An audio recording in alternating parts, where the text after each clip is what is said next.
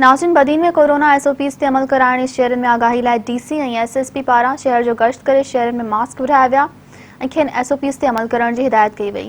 ॾिसूं था दीदार हुसैन मल्हा जी रिपोर्ट। पूरी दुनिया जियां पाकिस्तान में भी इंतहाई खतरनाक मुज़ी मर्द कोरोना वायरस खां बचण जे लाइ डिप्टी कमिश्नर बदीन आगा शाहनवाज खान SSP बदीन शबीर अहमद सेठार पारां बदीन शहर में कोरोना खां बचण लाइ शहरियुनि ऐं दुकानदारनि में मास्क विराया। उन मौके ते डिप्टी कमिश्नर बदीन आगा शाहनवाज खान ऐं SSP बदीन शबीर अहमद सेठार शहरियुनि खे चयो त समाजी फ़ासिलो रखण सां गॾोगॾु हथ साबुण सां बार बार धोइण ऐं मास्क जो इस्तेमालु इंतहाई ज़रूरी आहे ऐं पंहिंजे वालिदैन समेत शहरियुनि खे पिण आगाही ॾियो त 50 सालनि खां मथे मर्दनि तोड़े औरतनि खे कोरोना खां बचण लाइ वैक्सीन ज़रूरी लॻारायो। पंहिंजे कारोबार करण वक़्तु समाजी फ़ासिलो रखियो वञे ऐं गॾोगॾु सैनिटाइज़र जो इस्तेमालु ऐं मास्क जो इस्तेमालु कयो वञे। कैमरामैन ज़ुबैर पुसियो साण दीदार हुसैन मल्हा, मेहरान TV न्यूज़ बदीन।